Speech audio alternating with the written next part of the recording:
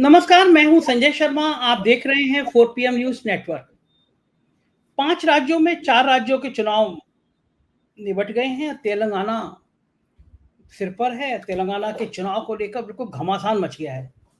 मैं कुछ महीने पहले गया था तेलंगाना और उस समय मैं बिल्कुल दावा कर सकता था कि बीआरएस को कोई समस्या नहीं है, आराम से चुनाव जीत जाएगी। बल्कि मैं उस समय में ये सोचता रहता था कि भारतीय जनता पार्टी और कांग्रेस में शायद इस बात की लड़ाई होगी कि नंबर 2 पे कौन आता है। लेकिन भारत जोड़ो यात्रा का बहुत ज़्यादा प्रभाव पड़ा शायद तेलंगाना में। जितने मेरे संगी साथी पत्रकार हैं वो सब बता रहे हैं कि तेलंगाना का चुनाव फंस गया है। कोई भी जीत सकता है, कांग्रेस और बीआरएस दोनों।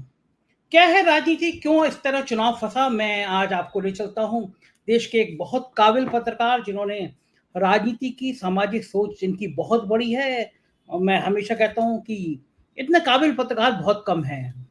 15-16 किताबें लिखी हैं, तो समझ गए होंगे आप। अभय द्विवेदी जी के पास चलते हैं, जिक्र करते हैं तेलंगाना का चुनाव फंसा तो फंसा क्यों। स्वागत है अभय जी आपका। और बहुत ज्यादा अप्रत्याशित, मतलब मैंने जितने राजनीतिक अनुभव है मेरे, उसमें तेलंगाना मेरे लिए बड़ा शोध का विषय है। मैं 5-6 महीने पहले शर्त लगाने को तैयार था कि मतलब आराम से चंद्रशेखर राव सरकार बनाएंगे, कोई इवेंट बट है ही नहीं। लेकिन अब जो नतीजा आ रहा है, वहां पे चुनाव लोग राजस्थान की तरह बड़ा फंसा हुआ बता रहे हैं। ये इतनी जल्दी इतना परिवर्तन कैसे हुआ होगा आपके हिसाब से? जो आप बात कह रहे हैं, मैं भी इस बात की तस्दीक करता हूं। अगर 8-10 महीने पहले मुझसे पूछा जाता तो मैं भी यही कहता कि तेलंगाना में भारत राष्ट्र समिति दूसरी पार्टियों से काफी आगे है और चंद्रशेखर राव एक हैट्रिक लगाने जा रहे हैं। इसको अगर वो हैट्रिक लगा लेते आसानी के साथ में, तो तमिलनाडु के मुख्यमंत्री एमजी रामचंद्रन के साथ उनका नाम दक्षिण भारत की राजनीति में लिया जाता। लेकिन मुझे ये देख के ताज्जुब हुआ कि जैसे जैसे समय गुजरा और राहुल गांधी ने अपनी भारत जोड़ो यात्रा की, लेकिन उसके साथ कुछ और भी ऐसे पहलू थे जो कि तेलंगाना की राजनीति पर जिन्होंने असर डाला, और देखते देखते कांग्रेस भारत राष्ट्र समिति से आगे निकल गई। यानी ये टिकट बंटने से पहले की बात बता रहा हूं। टिकट बंटने से पहले स्थिति ये थी कि कांग्रेस भारत राष्ट्र समिति से आगे थी। कांग्रेस सरकार बनाने के लिए जा रही थी। कम से कम 2 चुनावी सर्वेक्षण जो देश के पैमाने पर करते हैं बड़ी प्रतिष्ठित सर्वेक्षण एजेंसियां, दोनों का ऐसा मानना था, डेटा पूरी तरीके से कांग्रेस के पक्ष में झुका हुआ था। और भाजपा, इसको अंग्रेजी में कहते हैं डिस्टेंट थर्ड, यानी भाजपा तीसरे नंबर पे थी और काफी दूर थी। फिर हम लोगों ने इन चीजों की जांच पड़ताल करनी शुरू की और तेलंगाना के अपने पत्रकारों से बातचीत की। दिल्ली में ऐसे बहुत से पत्रकार हैं जो कि संयुक्त आंध्र प्रदेश और उसके बाद में जब आंध्र प्रदेश का बंटवारा हुआ तो उसकी राजनीति पे अच्छी खासी पकड़ रखते हैं, उनके साथ बातचीत की। तेलंगाना के अपने, हैदराबाद के अपने साथियों के साथ बातचीत की। वहाँ कई कुछ लोग चुनाव लड़ रहे हैं, मैं उनको भी जानता हूँ। तो उनके साथ बातचीत की। तब फिर पूरे मामले का धीरे धीरे करके रहस्य पता चला। तब पता चला कि तेलंगाना की इस स्थिति के पीछे पहला जो एंगल है वो है भारतीय जनता पार्टी का। भारतीय जनता पार्टी ने बड़े रहस्यमय तरीके से अपने तत्कालीन अध्यक्ष बंडी संजय कुमार को, जो बहुत ही आक्रामक तरीके से तेलंगाना में राजनीति कर रहे थे और भारतीय जनता पार्टी का प्रचार प्रसार कर रहे थे, और ऐसा लग रहा था कि भाजपा बहुत तेजी के साथ आगे निकल जाएगी और वही भारत राष्ट्र समिति को मुख्य टक्कर देगी अगले चुनाव में, उनको अचानक तेलंगाना के मैदान से हटा लिया। उनको केंद्र में महासचिव का पद दे दिया गया। बंडी संजय कुमार एक तेलंगाना की जो एक महत्वपूर्ण पिछड़ी जाति है, कुरुप, उसके पुत्र हैं। और जब उन्होंने ऐसा कि उसके बाद उन्होंने जी शिवशंकर और उन्होंने जयपाल रेड्डी, जो पहले जनता दल और समाजवादी पृष्ठभूमि के नेता थे, उनके बेटे जो भाजपा में हैं, उनको तेलंगाना का कार्यभार उन्होंने संभाला। मतलब एक पिछड़े वर्ग के नेता से इंचार्जी लेकर उन्होंने रेड्डी समाज के एक नेता को दी, जो कि मुख्यतः एक डोमिनेंट कास्ट, यानी एक प्रभुत्वशाली जाति माना जाता है। जैसे ही भारतीय जनता पार्टी ने ये किया, वैसे ही भारतीय जनता पार्टी का ग्राफ तेलंगाना में गिरने लगा और एक अफवाह उड़ने लगी कि भाजपा ने कहीं ना कहीं के चंद्रशेखर राव के साथ में पर्दे के पीछे एक समझौता कर लिया। इस समझौते की 2 वजह समझ में आई। चंद्रशेखर राव की तरफ से समझौता क्यों हुआ, उसकी वजह ये समझ में आई कि दिल्ली का जो तथाकथित शराब घोटाला है, उस शराब घोटाले में के कविता का भी नाम था और ईडी ने उन्हें बुला के उनसे पूछताछ भी की थी। तो शायद के चंद्रशेखर राव चाहते थे कि इस पूरे मसले को ठंडे बस्ते में डाल दिया जाए। ये कहा जा रहा था कि एक सदर्न कार्टेल है जो पूरे पैसे की ट्रेल अगर कोई चली है, पैसे की ट्रेल तो वहां से चली है, और वो उसमें ये लोग फंसे हुए हैं। तो इसको ठंडे बस्ते में डाला गया। उसके बाद में भाजपा की तरफ से इसकी दो वजह थी। पहली वजह ये थी कि भाजपा को साफ लग रहा था कि कांग्रेस का तेलंगाना की राजनीति में उत्थान हो रहा है, वो उस उत्थान को रोकना चाहती थी बीआरएस के साथ में मिलकर, नंबर एक बात। और नंबर दो बात, कांग्रेस और भाजपा को लग रहा था कि 2024 के चुनाव में अगर उसकी सीटें बहुमत से कम रह गई तो एनडीए में, तो राष्ट्रीय जनतांत्रिक गठजोड़ में तो कोई दम है नहीं उसकी, तो पार्टियां मिला के 5-7 सीटें भी नहीं जीत सकते। अगर मान लीजिए 15-20 सीटें भी कम हो गई भाजपा की, तो उसको फिर क्षेत्रीय शक्तियों सीटें चाहिए होगी।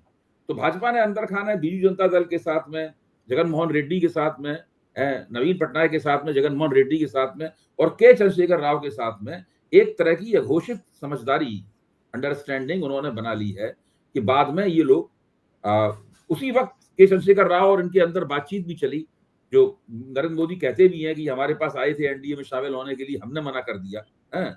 वो बातचीत भी चली थी इनके शामिल होने की, ये सही बात है। तो ये वजह, जैसे ही ये हुआ वैसे ही पूरे तेलंगाना की फिजा बदलने लगी। देखिए, इनकी सरकार के खिलाफ बहुत एंटी इनकम्बेंसी थी। सी वोटर का सर्वे बताता था कि 50% से ज्यादा एंटी इनकम लोग सरकार बदलना चाहते हैं तेलंगाना। जब भी 35-40% से ऊपर 50% के पार कोई भी इस तरह की जन भावना जाती है तो समझ लीजिए सरकार का अंतिम समय निकट आ गया है। खुद मुख्यमंत्री के खिलाफ जाती तौर पर बहुत एंटी इनकम्बेंसी थी। भाई जितने भी ये जिन प्रांतों में चुनाव हो रहे थे, तो किसी मुख्यमंत्री के खिलाफ अशोक गहलोत के खिलाफ कोई एंटी इनकम्बेंसी नहीं थी। यहां तक के शिवराज सिंह चौहान के खिलाफ निजी तौर पर कोई एंटी इनकम्बेंसी नहीं थी। भूपेश बघेल का तो सकारात्मक था आंकड़ा, अशोक गहलोत का भी सकारात्मक आंकड़ा था, लेकिन के चंद्रशेखर राव के खिलाफ बहुत जबरदस्त एंटी इनकम्बेंसी। तो के चंद्रशेखर राव भी समझते थे कि अगर उनकी सीधी टक्कर कांग्रेस से हुई तो वो ये चुनाव हार सकते, इसलिए उन्होंने दो दांव खेले। एक दांव ये खेला कि उन्होंने विश्वसनीयता लाने के लिए एमआईएम, मजलिसे इत्तेहादुल मुसलमीन के साथ, पिछली बार उनका समझौता था, इस बार समझौता नहीं किया और योजना ये बनाई बिना समझौता किए हुए हैदराबाद की 9 सीटों को छोड़कर बाकी जगहों पर एमआईएम बीआरएस का प्रचार करेगी और मुसलमान वोट उनकी तरफ दिलाएगी ताकि कांग्रेस में मुसलमान वोट न जाने पाए। दूसरा ये उन्होंने योजना बनाई कि भारतीय जनता पार्टी अपने आप को सुस्त रखेगी, चुनाव प्रचार में कोई ताकत नहीं झोंकेगी, और ठंडा चुनाव प्रचार भाजपा की तरफ से होगा। फिर भाजपा को बीच में समझ में आया कि उसने ठंडा चुनाव प्रचार करना जारी रखा तो उसके और उनके समझौते की बात पक्की हो जाएगी और एंटी इनकम्बेंसी के वोट हैं वो कांग्रेस के ध्रुव पर जमा हो जाएंगे, उसका पूरा पोलराइजेशन जो है वो कांग्रेस की तरफ हो जाएगा एंटी इनकम्बेंसी के वोटों का। इसलिए फिर भाजपा ने बाद में जोर पकड़ा और उन्होंने ये भी ऐलान किया कि मैं एक पिछड़े वर्ग के नेता को मुख्यमंत्री बनाएंगे अगर हम चुनाव जीत गए। अब आप सोचिए, जब पिछड़े वर्ग का नेता आपके पास था उसको तो आपने हटा दिया, ऐलान आप कर रहे हैं कि आप उसको मुख्यमंत्री बनाएंगे, पिछड़े वर्ग के नेता को। इस वक्त स्थिति यह है कि के चंद्रशेखर राव के, दरअसल देखा जाए चुनाव जीते हैं हारे, इस वक्त उनके दोनों हाथों में लड्डू है। एक हाथ में एमआईएम है और एक हाथ में बीजेपी है। बीआरएस, एमआईएम और बीजेपी तीनों एक ही मकसद के लिए वहां संघर्ष कर रहे हैं कि कांग्रेस को किसी तरह से तेलंगाना का चुनाव न जीतने दिया जाए। अभय जी, क्या ये कोशिशें कामयाब हो पाएंगी? क्या कांग्रेस इस स्टेज में आ जाएगी कि वो सरकार बना ले? देखिए, कांग्रेस तो बिल्कुल सरकार बनाने की स्थिति में है तेलंगाना में। बना पाएगी कि नहीं बना पाएगी, भारत में चुनाव हिट होने के या फ्लॉप होने के जो है बहुत सारे कारण होते हैं, वो तो एक अलग बात है। कोई पहले से 100% सही भविष्यवाणी नहीं कर सकता, लेकिन वहां के संकेत यही बता रहे हैं कि कांग्रेस इन तमाम कोशिशों और तमाम सारी जो साजिश है और तमाम सारा जो अंदर खाने एक तालमेल है, समझौता किया हुआ है घोषित, वो उसको पार करते हुए भी वहां सरकार बना सकती है, क्योंकि जनता इन बातों को तरफ ध्यान नहीं देती है। और कांग्रेस ने एक बड़ा अच्छा फोकस किया है। आप देखिए फोकस कांग्रेस का कहां है। जब के चंद्रशेखर राव ने अपनी राजनीति शुरू की थी तेलंगाना की, अलग प्रांत की, तो उन्होंने वायदा किया था कि वो किसी दलित को मुख्यमंत्री बनाएंगे। उन्होंने मुख्यमंत्री नहीं बनाया, 2 बार खुद मुख्यमंत्री बन गए। अभी तक सफाई दे रहे हैं वो लोग कि हमने दलित को मुख्यमंत्री क्यों नहीं बनाया। भाजपा ने दावा किया है कि वो पिछड़े वर्ग के नेता को मुख्यमंत्री बनाएंगे, जबकि पिछड़े वर्ग के नेता को उन्होंने अध्यक्ष पद से हटा दिया। तो तेलंगाना में दलित और पिछड़ा जो बहुत बड़ी संख्या में है, वो उन दोनों के ऊपर कांग्रेस ने विशेष रूप से फोकस किया। कांग्रेस का तीसरा फोकस मुसलमानों के ऊपर है, जिनके वोट बीआरएस वाले एमआईएम के जरिए प्राप्त करना चाहते हैं। उसने मुसलमानों के लिए अलग से एक डिक्लेरेशन जारी किया है अपने घोषणा पत्र के अलावा। ऐसा बहुत कम करती है कांग्रेस। मेरे ख्याल से शायद ये पहली बार ही किया गया है कि घोषणा पत्र के अलावा एक माइनॉरिटी डिक्लेरेशन अलग से जारी किया गया है। इसमें अलग से फोकस है कि हम जीत गए तो मुसलमानों के लिए ये करेंगे, ये करेंगे, ये करेंगे। 13% आबादी है मुसलमानों की तेलंगाना में। 50% से ज्यादा वहां पर पिछड़े वर्ग के लोग हैं। दलितों की संख्या बहुत बड़ी है। तो अगर इन चीजों पर फोकस ठीक से बना रहा तो मुझे तो लगता है कि कांग्रेस को वहां काफी वोट मिलने वाला है। जी, एक बात बताइए कि अभय जी, अगर ऐसा हुआ कांग्रेस वहां सरकार बना लेती है तो एक बहुत खतरनाक संकेत है भारतीय जनता पार्टी के लिए, क्योंकि कर्नाटक उनके हाथ से जा चुका है। रुकेगी नहीं कांग्रेस फिर, संजय जी, कांग्रेस रुकेगी नहीं फिर। वो तेलंगाना में अगर उसमें सरकार बना ली और ये छत्तीसगढ़ और मध्य प्रदेश का तो तकरीबन तय है, फिर कांग्रेस नहीं रुकेगी। फिर कांग्रेस 2024 के चुनाव में बहुत आसानी के साथ 100-125 पार करेगी और वो सारी की सारी सीटें, मतलब 50 के ऊपर जितनी सीटें कांग्रेस को मिलेंगी सब बीजेपी के खाते से आएंगी। आप अंदाजा लगा सकते हैं कि उस वक्त संतुलन के क्या समीकरण क्या बनेगा। सारी कांग्रेस का कैचमेंट एरिया और भाजपा का कैचमेंट एरिया एक ही है।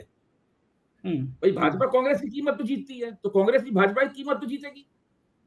हाँ, ठीक बात है। लगभग 200 सवा 200 सीटें ऐसी हैं कि जहां कांग्रेस और भाजपा लगभग आमने सामने होते हैं। लेकिन एक बताइए कि कर्नाटक, तेलंगाना, तमिलनाडु, यानी दक्षिण से तो दरवाजे बीजेपी के लिए परमानेंट बंद दिखाई दे रहे हैं 2024 में। नहीं, इसमें थोड़ा सा हम लोगों को समझना चाहिए बात। कर्नाटक में भाजपा को चुनाव हारने के बावजूद 36% वोट मिला है और लोकसभा में अभी से नहीं, मोदी के आने की पहले की बात कह रहा हूं। मोदी तो 2014 में आए हैं। 2014 से भी काफी पहले से, मेरे ख्याल 2000 पहले के अगर 3 चुनाव को आप लगातार एक के बाद एक देखें तो आप पाएंगे कि भाजपा का लोकसभा में कर्नाटक में बहुत अच्छा प्रदर्शन होता है और विधानसभा से बेहतर होता है। तो कर्नाटक में कांग्रेस ने चुनाव जरूर जीत लिया है, लेकिन ऐसा नहीं है कि बहुत आसानी के साथ बीजेपी वहां परास्त हो जाएगी। तो कर्नाटक में कांग्रेस को बहुत जबरदस्त टक्कर देगी बीजेपी, और उसने इसीलिए वो किलगांव की पार्टी जो है समझौता भी किया है। हाँ, लेकिन अभय जी, जो सीटें थी 25-26 सीटें, वो तो आज के परिवेश में अगर हम देखें कि अगर तेलंगाना में कांग्रेस आती है, कर्नाटक में उनकी सरकार है, तो जो सीटें जीती थी उसने, वो संख्या तो मिलना बहुत मुश्किल हो जाएगा। बिल्कुल सही बात है। मैं तो कह रहा हूँ पिछला वाला परिणाम तो कहीं नहीं निकलेगा। तेलंगाना, आप कर्नाटक को तो छोड़ ही दीजिए, तेलंगाना में तो केवल 4 सीटें जीती थी बीजेपी ने, वो तो छोड़ ही दीजिए। आप छत्तीसगढ़, मध्य प्रदेश, राजस्थान, कहीं वो परिणाम नहीं निकलेगा। वो परिणाम तो जहां निकल सकता है वो मैं कभी चर्चा करेंगे उसके ऊपर है, लेकिन इन प्रदेशों में तो वो परिणाम कहीं नहीं निकलेगा। तो 2024 में अगर भाजपा इस मुगालते में है कि वो 2019 को 100% दोहरा देगी, तो वो मुगालते में ही साबित होगी। देखिए, वो बहुत मुश्किल है, उसको लगभग असंभव है, क्योंकि परिस्थितियां पूरी तरीके से बदल चुकी हैं। ये 2019 नहीं है, 2024 है। हाँ, इंडिया शाइनिंग जैसा कुछ तो सीन लग रहा है मुझे भी। हाँ, नहीं, बहुत परिस्थितियां बदली हुई हैं और विपक्ष के तेवर भी अलग तरह के हैं। कांग्रेस भी पहले के वो पुरानी वाली कांग्रेस नहीं है, ये काफी मजबूत कांग्रेस है और उसकी रगों में इस बार कुछ और बह रहा है। अभय जी, एक मेरे मित्र हैं, वो मिजोरम में इलेक्शन ड्यूटी में गए थे, आईएएस अफसर हैं, बता रहे थे कि मिजोरम में भी कांग्रेस बहुत जबरदस्त प्रदर्शन कर रही है।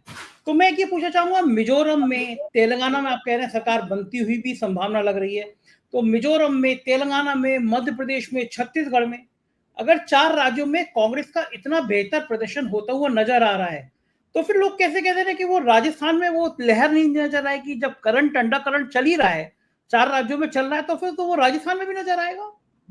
देखिए, राजस्थान के चुनाव में हम लोगों ने कल चर्चा भी की थी और आज भी मैं कुछ मित्रों से बात कर रहा था जो राजस्थान के बारे, राजस्थान के ही हैं। तो एक तो लोगों की ये समझ में नहीं आ पा रहा है कि वसुंधरा राजे जब अंदर सैबोटाज करेंगी भाजपा को, जो कि निश्चित रूप से करेंगी, 35-40 सीटों के अलावा वो किसी और उम्मीदवार के लिए प्रचार उन्होंने किया नहीं है। किया भी है तो ऐसे ही मुंह दिखाई का प्रचार किया है। तो उससे भाजपा को नुकसान दरअसल कितना होगा? इधर सचिन पायलट और गुजरों वाला समीकरण जो है उसमें कांग्रेस को यहां नुकसान कितना होगा इसका अंदाजा लगाना थोड़ा मुश्किल है। इसलिए ये परिस्थिति पूरी पेचीदा हो गई है। चुनाव वहां फंसा हुआ है। जो कहा जा रहा है गोदी मीडिया द्वारा कि एक तरफा भाजपा के पक्ष में है, वो नहीं है। चुनाव फंसा हुआ है, लेकिन बस यही है कि ये अंदाज कैसे लगाया जाए। भाई अब जाट वोटों में स्प्लिट दिखाई पड़ रहा है, तो वो स्प्लिट कैसे होगा, वो स्प्लिट किधर जाएगा।